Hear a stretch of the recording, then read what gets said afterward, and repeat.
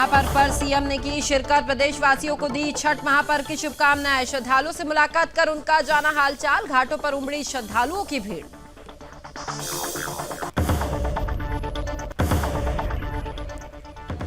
चंपावत में सीएम ने जनता मिलन कार्यक्रम में किया प्रतिभाग, लोगों द्वारा समस्याओं से सीएम को कराया अवगत, निस्तारण के लिए अधिकारियों को दिए निर्देश।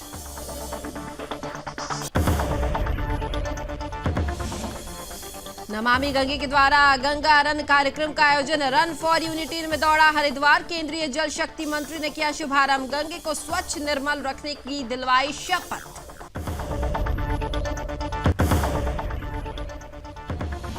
मसूरी में वन मंत्री सुबोध उनियाल ने सुनी मन की बात, वन मंत्री बोले ट्री प्रोटेक्शन एक्ट में होगा संशोधन, वन संरक्षण के साथ लोगों को जोड़ा जा सके वनों से, पेड़ काटने पर बैन, आप पार्टी पर बोला हमला।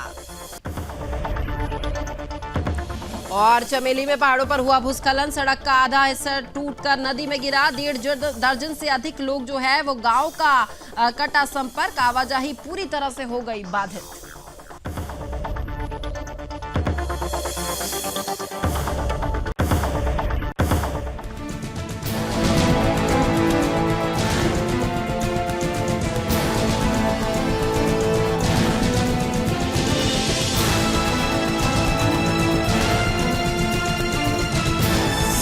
आप देख रहे हैं सुदर्शन न्यूज।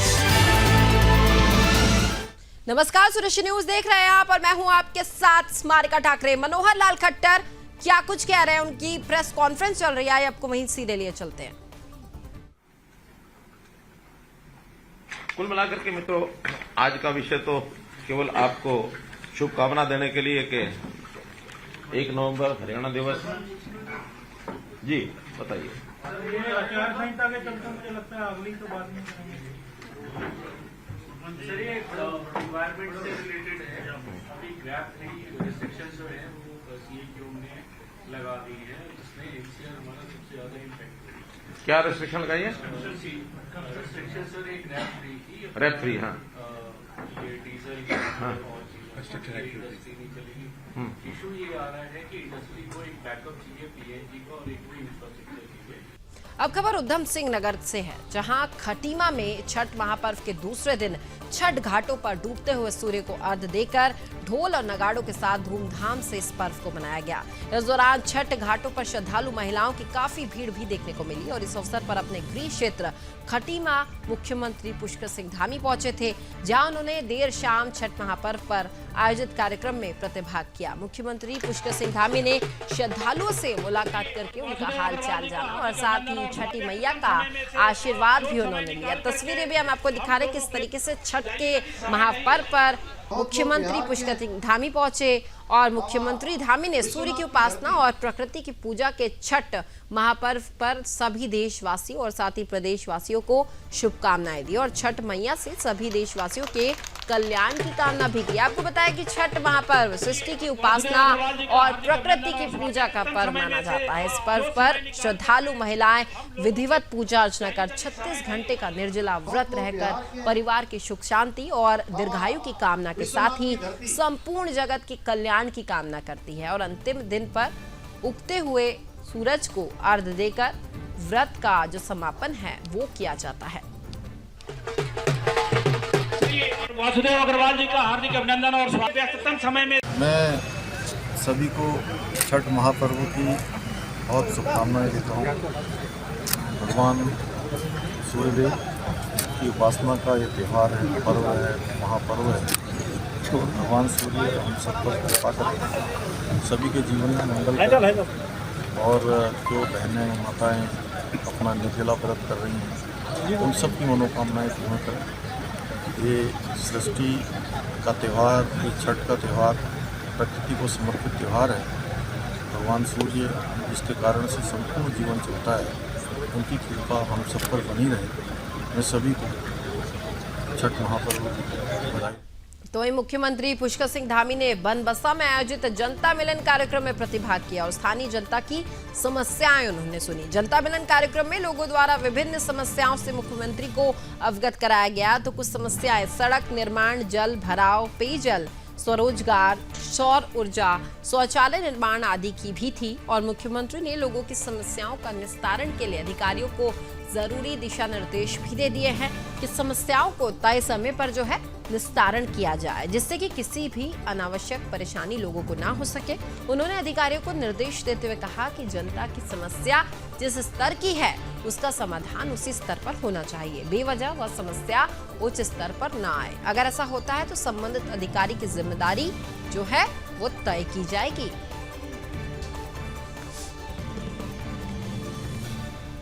तो वहीं सरदार वल्लभ भाई पटेल की जयंती के मौके पर हरिद्वार में नमामि गंगे घाट से गंगा रन का आयोजन जो है वो किया गया है। राष्ट्रीय एकता के संदेश के साथ गंगा और इसकी सहायक नदियों की स्वच्छता, निर्मलता के साथ ही जनमानस में एकता का संदेश भी दिया गया है। इस कार्यक्रम में केंद्रीय जल शक्ति मंत्री गजेंद्र सिंह शेखावत, डॉक्टर रमेश पोखरियाल निशंक और आचार्य बालकृष्ण सहित कई अन्य जो अतिथि थे वो यहाँ पहुंचे। दरअसल चंदी घाट से सीसीआर टावर तक गंगा रन कार्यक्रम का आयोजन किया गया, इसलिए कार्यक्रम में स्कूली छात्र छात्राओं ने प्रतिभाग भी किया और इस कार्यक्रम में मुख्य अतिथि केंद्रीय मंत्री ने गंगा को स्वच्छ और निर्मल रखने को लेकर सभी को शपथ भी दिलवाई। अपने क्षेत्र के गंगा तटीय स्थान को साफ सुथरा गंगा की सफाई के लिए प्रधानमंत्री ने शुरू किया था।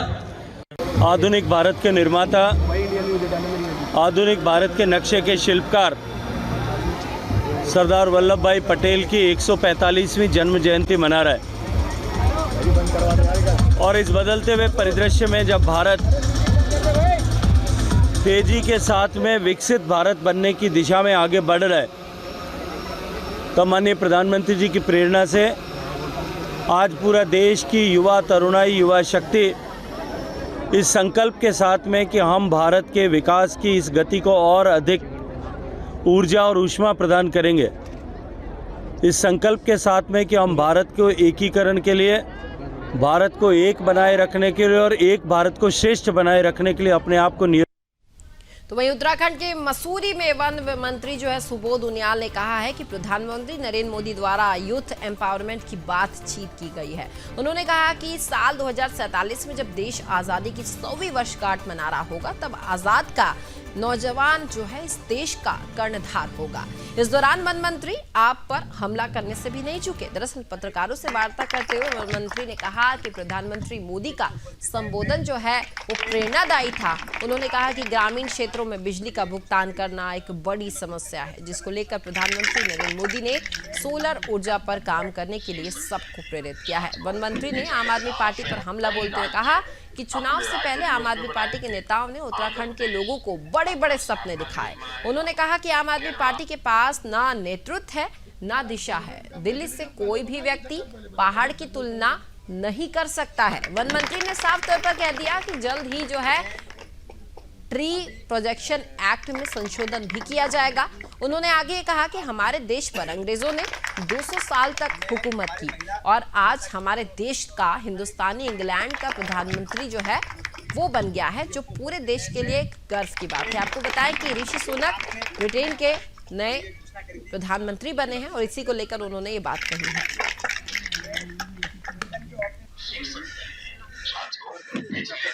आज प्रधानमंत्री जी का ये मन की बात का कार्यक्रम में उनका भाषण निश्चित से बहुत प्रेरणादायी था, खासकर नौजवानों के लिए और ग्रामीण अर्थव्यवस्था को मजबूत करने के लिए। आज ग्रामीण क्षेत्र में बिजली का भुगतान करना अपने आप एक समस्या है, क्योंकि कई आदमी इसको अफोर्ड नहीं कर पाते। तो जिस तरह से उन्होंने गुजरात के गांव का जिक्र करते हुए यहाँ के लोग आज बहुत प्रसन्न हैं और जिसमें उनको वहाँ के लोगों के द्वारा कहा गया कि हम बिजली के बिल से हमें मुक्ति मिल गई और साथ साथ हम अपने ट्यूबवेल्स वगैरह चलाने में भी इसी बिजली का उपयोग करने के साथ साथ इस जो बचत होती है बिजली की उसको ग्रिड के माध्यम से सरकार को बेचने का काम कर रहे हैं। तो निश्चित रूप से जैसे क्यारकुली गाँव है ये, जिसकी लोकेशन आप देखेंगे तो यहाँ पर सोलर पावर के बहुत बड़ी। तो वही अगर बात करें रुद्रपुर की, तो रुद्रपुर में कांग्रेस के नगर महामंत्री रहे अमनदीप सिंह के नेतृत्व में दर्जनों कांग्रेसियों ने भाजपा का दामन थाम लिया है। शहर के विधायक शिव अरोड़ा और मंडल महामंत्री सुशील यादव की मौजूदगी में हुए भव्य कार्यक्रम में इन नेताओं को पार्टी की सदस्यता ग्रहण करवाई गई। आपको बताते चले कि अमनदीप सिंह लंबे समय से कांग्रेस से जुड़े हुए थे और पार्टी ने उन्हें नगर महामंत्री के पद से नवाजा था। कांग्रेस के टिकट पर वह नगर निगम का चुनाव भी लड़ रहे थे, लेकिन कुछ दिनों से वह कांग्रेस की जो रीति नीति थी उसको लेकर संतुष्ट दिखाई नहीं दिए थे।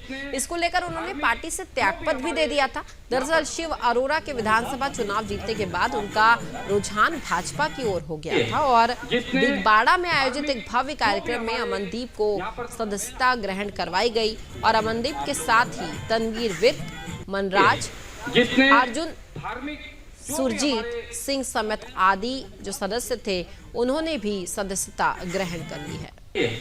जिसने धार्मिक जो भी हमारे यहाँ पर देखिए, अमन विर्क एक समाज सेवी हैं, गरीबों के लिए संघर्ष करने वाले हैं और हमेशा जिनकी भी जरूरत होती है, मजलूम होते हैं, उनके लिए संघर्ष करते हैं। आज उन्होंने भारतीय जनता पार्टी की विचारधारा में आस्था व्यक्त करते हुए, मोदी जी में आस्था व्यक्त करते हुए भारतीय जनता पार्टी की सदस्यता ली है। मैं उन्हें बधाई देता हूं। अपने सैकड़ों सहयोगियों के साथ उन्होंने भारतीय जनता पार्टी में आए हैं। निश्चित रूप से अमन विर्क जी के आने के बाद भारतीय जनता पार्टी मजबूत होगी। आज भारतीय जनता पार्टी के मंडल अध्यक्ष सुशील यादव जी और पार्टी के अनेक वरिष्ठ नेता यहाँ पर उपस्थित। तो वहीं चमोली के देवाल खेता सियालकोट मोटर मार्ग पर पहाड़ से भूस्खलन होने से सड़क का आधा हिस्सा जो है टूटकर पिंडर नदी में समा गया, जिससे आवाजाही पूरी तरह से बाधित हो गई है। और 4 दिनों से लगातार पहाड़ से हो रहे भूस्खलन होने से 1.5 दर्जन से अधिक गांव का यातायात संपर्क देश और दुनिया से पूरी तरह से टूट गया है। दरअसल 3 दिन पहले ही भूस्खलन की चपेट में आए एक वाहन में जो है जान माल का कोई नुकसान नहीं हुआ था, जिसके बाद जो है लगातार पहाड़ से भूस्खलन होने का जानकारी निकलकर सामने आ रही थी और भूस्खलन का जो सिलसिला है वो लगातार जारी था। और बड़े पेड़ों के साथ बोल्डर आने से सड़क का आधा हिस्सा टूटकर अब नदी में जा गिरा है, जिससे आवाजाही पूरी तरह से बाधित होती हुई नजर आई है।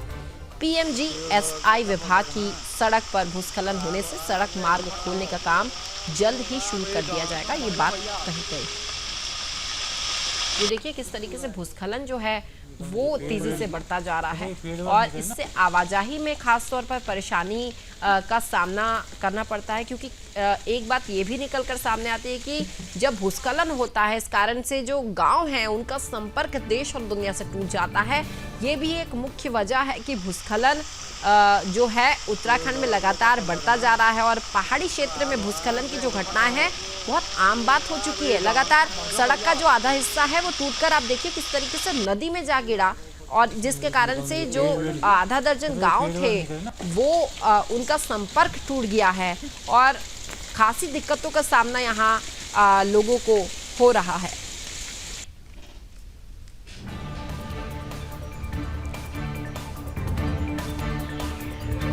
तो वहीं मसूरी में झूला घर पर लगाए गए झूले को नगर पालिका प्रशासन द्वारा हटाए जाने को लेकर लोगों ने जमकर बवाल किया है। नवीन रस्तोगी द्वारा झूला घर पर लगाए गए झूलों को नगर पालिका प्रशासन द्वारा भारी पुलिस बल के बीच भारी विरोध के बाद अब हटा दिया गया है और मसूरी व्यापार मंडल अध्यक्ष रजत अग्रवाल द्वारा झूले को हटाए जाने को लेकर जमकर बवाल किया गया। उन्होंने कहा कि पालिका प्रशासन द्वारा पालिका अध्यक्ष अनुज गुप्ता की शह पर झूले को हटाया जा रहा है। तो वहीं हाल में जो है झूले के टेंडर लेने वाले लोगों द्वारा भी जमकर गुंडाई की गई थी, जो बेहद ही दुर्भाग्यपूर्ण है। देखिए किस तरीके से यहाँ पर गुंडाई की जा रही है। उन्होंने ये भी बताया कि 7 साल पहले पालिका अध्यक्ष के द्वारा झूला घर के विस्तारीकरण और सौंदर्यीकरण के नाम पर झूले को हटा दिया गया था और सौंदर्यीकरण और विस्तारीकरण के बाद उनका झूला लगा दिया जाएगा, ये बात कही गई। परंतु नगर पालिका द्वारा सभी नियमों का उल्लंघन करते हुए झूला घर पर झूला लगाए जाने को लेकर जो है टेंडर किया गया, जिसमें पालिका अध्यक्ष के खास लोगों को टेंडर ये दे दिया गया। उन्होंने ऐसे कहा कि अगर ऐसा नहीं होता है तो वह पालिका के खिलाफ उग्र आंदोलन करेंगे, वह न्यायालय का जो है दरवाजा भी खटखटाएंगे। बार मिला उन्होंने मुझे, हमारे पास पहले से था। जब झूलाघर का रेनोवेशन हुआ 2016 में, हमें आश्वासन दिया गया कि रेनोवेशन के बाद पहले की भांति आपका झूला वहाँ फिर से स्थापित किया जाएगा। रेनोवेशन होते होते लगभग हमें 7 साल हो गए, तब से हमें रोजी रोटी के लिए बड़ी मुश्किलें आ रही हैं। तो इस केस को लेके मैं अध्यक्ष जी से के पास काफ़ी बार मिला, उन्होंने मुझे पूरा आश्वासन दिया कि आपका झूला लगेगा। ये नहीं, कई दिन पहले भी, परसों भी मुझे अध्यक्ष जी मिले, बोले आप अपना झूला लगाइए। दूसरी बात इसमें यह है, झूले के जो झूला इधर स्थित है, इसमें एक पक्षी डिग्री मिल रखी है हमें कि ये झूला यहाँ से हट नहीं सकता।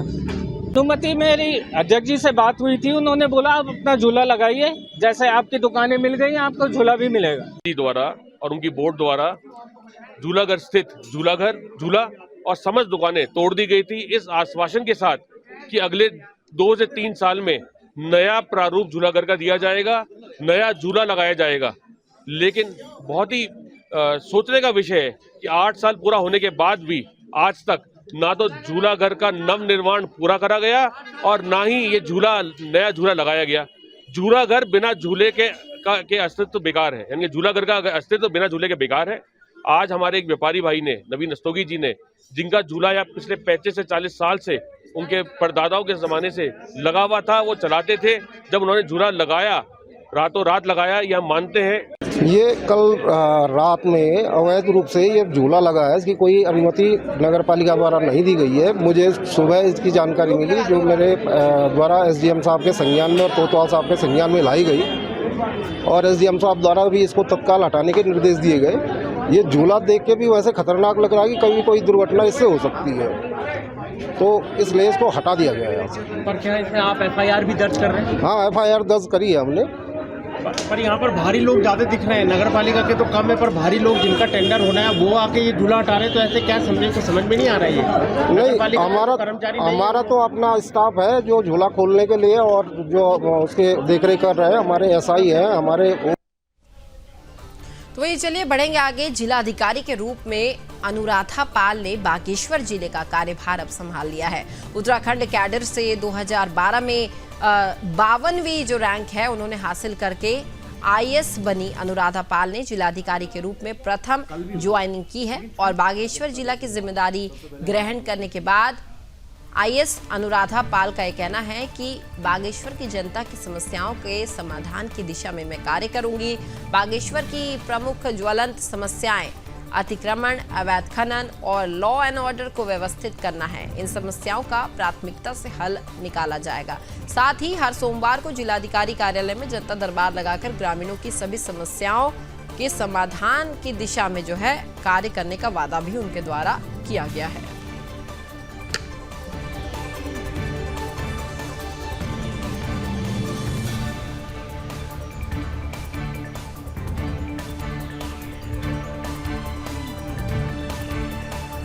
सबसे पहले तो बागेश्वर की जनता को मेरा नमस्कार। मेरा ये पहला पोस्टिंग है एसडीएम, तो मेरी पूरी कोशिश रहेगी कि हाँ जनता को मैं मैक्सिमम अपनी जितनी भी जो भी सेवाएं मैं दे पाऊँ और वहाँ की समस्याओं को, चाहे छोटी से छोटी समस्या हो, बड़ी से बड़ी समस्या हो, उसका हर संभव समाधान करने का प्रयत्न करूँ। कुछ इश्यूज़ मुझे जहाँ के जो पता चले हैं वो इश्यूज़ को मैं एड्रेस करने की कोशिश करूँगी, चाहे वो अतिक्रमण को लेकर हो या फिर जाम की समस्या हो, ट्रैफिक की समस्या हो, गड्ढा मुक्त सड़कों वाली बात हो, पॉलीथीन इश्यूज़ हैं हमारे, एंड इसके बाद हमारा खनन, अवैध खनन।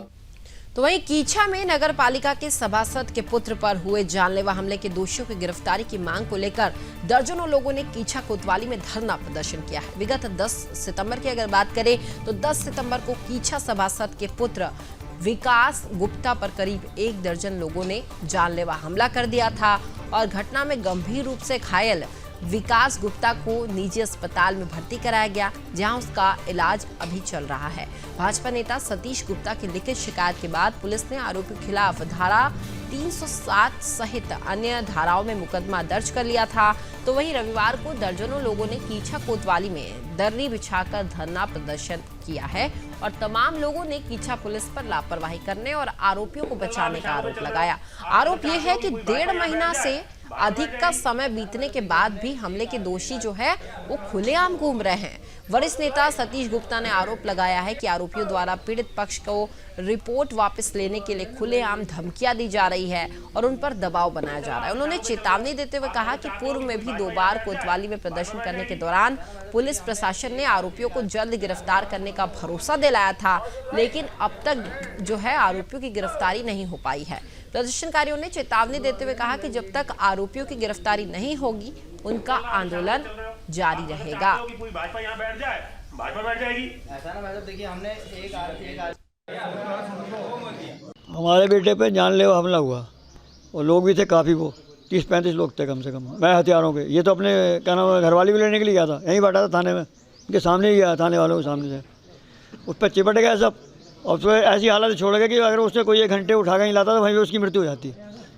अब उसके बाद हमने को लेके आया अस्पताल में, उसकी पट्टी उट्टी हुई और गौतम हॉस्पिटल में उसको एडमिट करा दिया गया। तो वहाँ थोड़ा उसका सुधार हुआ, वो तो मना कर रहा था कि दिल्ली जाना पड़ेगा। सुधार हो गया तो उसकी घटना को लेकर वहाँ से उन्होंने जो मेडिकल दिया बना के, उसके आधार पर 307 लगी है सब पे। वो 5-6 लोग हैं उसमें से गिरफ्तार अभी तक कोई नहीं करा, कह रहे कर लिया हमने गिरफ्तार। उनके पुत्र पर एक जानलेवा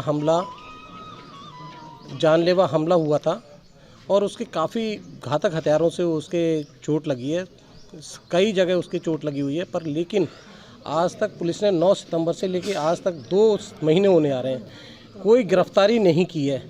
ये तो 3 बार से सभासद हैं।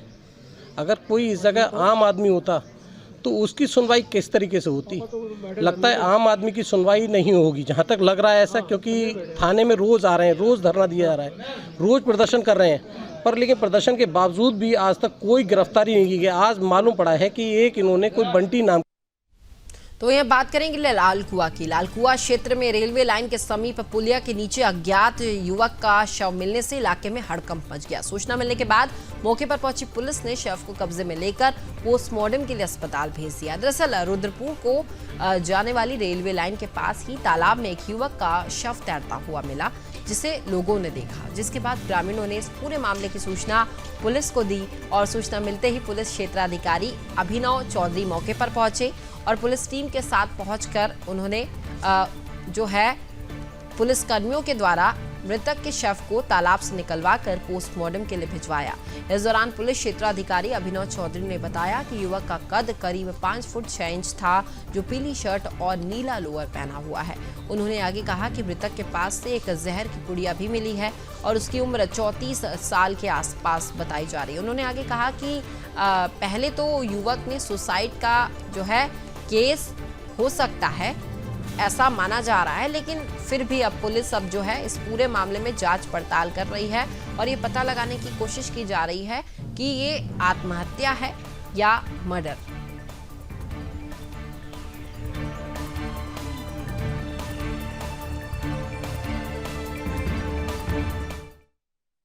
आज यहाँ जो सुभाष नगर बैरियर है ये लालकुआं क्षेत्र में, तो यहाँ जंगल में एक शव की बरामदगी हुई है। कुछ जो बच्चे खेल रहे थे उन्होंने शव को पहली बार देखा, फिर उन्होंने पुलिस को और स्थानीय लोगों को जो है सूचना दी उस चीज़ की। फिर जब वहाँ जाके देखा गया तो जो एज है उस लड़के की वो 25 से 30 साल के आसपास होगी, जैसा कि लोगों देख के पता लगता है। तो 25 से 30 साल के आसपास एज होगी और प्रथम दृष्टया लगता है कि जैसे कल शाम या रात में उसकी डेथ हुई होगी और वो शव पूरी तरह से पानी में डूबा हुआ था। बाकी स्थानीय लोगों से पूछताछ चल रही है, तो अभी कोई शिनाख्त नहीं हो पाई है और प्रथम दृष्टया देखने से लगता है कि शायद सुसाइड का केस रहा होगा, क्योंकि उसकी जेब से जहर की वो भी मिली है। तो वहीं राजधानी देहरादून को स्मार्ट सिटी बनाए जाने के साथ साथ दून की सड़कों को स्मार्ट रोड भी बनाया जाएगा। राजधानी देहरादून में इन दिनों स्मार्ट सिटी का कार्य काफी तेजी से जारी है और समय समय पर इस कार्य की मॉनिटरिंग खुद मुख्यमंत्री पुष्कर सिंह धामी भी कर रहे हैं।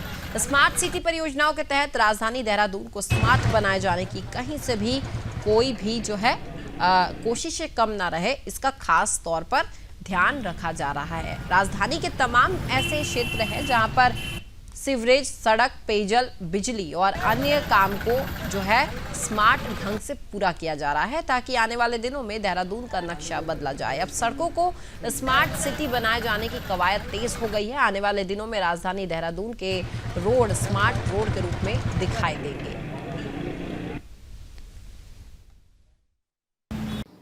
देखिए, इसमें अभी लगभग 1 महीने पहले ही जो है जो हमारी स्मार्ट सिटी जो बॉडी है उनके तरफ से एक रिक्वेस्ट आई थी कि ये वर्क जो है PWD के द्वारा किया जाए।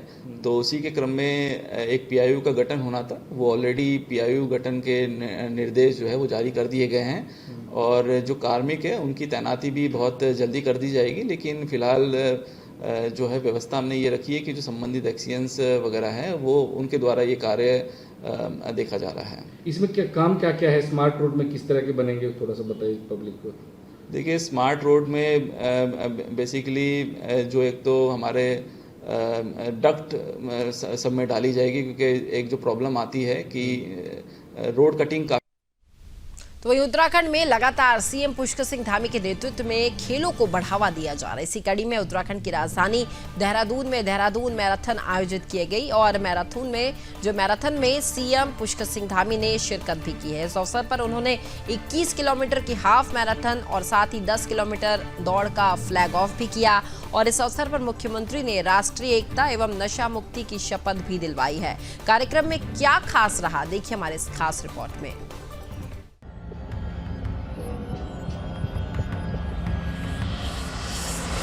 उत्तराखंड में लगातार खेलों को बढ़ावा देने की कवायद जारी है। सीएम पुष्कर सिंह धामी का ये मानना है कि उत्तराखंड को हर एक क्षेत्र में आगे बढ़ाना चाहिए और खेल के क्षेत्र में लगातार सीएम धामी कई महत्वपूर्ण कदम उठाते रहे हैं और प्रदेशवासियों में अलग ही जोश भी देखने को मिलता है।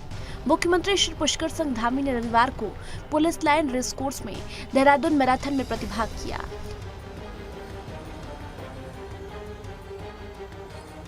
इस अवसर पर उन्होंने 21 किलोमीटर की हाफ मैराथन एवं 10 किलोमीटर दौड़ का फ्लैग ऑफ किया। आजादी के अमृत महोत्सव के अंतर्गत रन फॉर यूनिटी एवं रन अगेंस्ट ड्रग थीम पर आधारित उत्तराखंड पुलिस द्वारा देहरादून मैराथन का आयोजन किया गया। इस अवसर पर मुख्यमंत्री ने राष्ट्रीय एकता एवं नशा मुक्ति की शपथ भी दिलाई। वहीं देहरादून मैराथन में हंस फाउंडेशन द्वारा भी सहयोग दिया गया। इस अवसर पर मेयर सुनील उनियाल गामा, विधायक खजान दास, हंस फाउंडेशन के संस्थापक भोले जी महाराज, माता मंगला, अपर मुख्य सचिव श्रीमती राधा रतूड़ी, बॉलीवुड गायक कैलाश खेर एवं पुलिस के वरिष्ठ अधिकारी उपस्थित थे।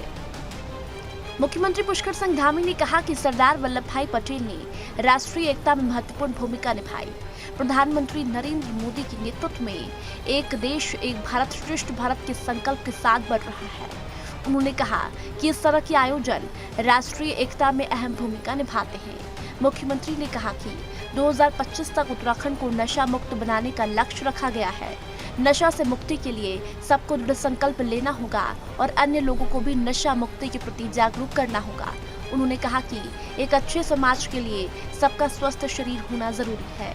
जीवन के सभी सुख निरोगी काया से भी संभव है। स्वस्थ मन, वचन एवं कर्म के लिए मनुष्य का निरोगी होना जरूरी है। मुख्यमंत्री ने कहा कि भारत को विश्व गुरु बनाने के लिए सबको अपना योगदान देना होगा। हमारी युवा पीढ़ी जो आने वाले समय में देश के कर्णधार होंगे, उन्हें सही दिशा मिलनी जरूरी है।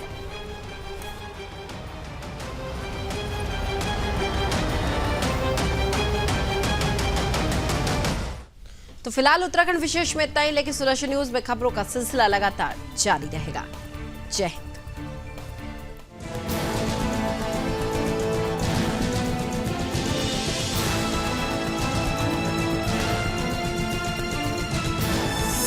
आप देख रहे हैं सुदर्शन न्यूज।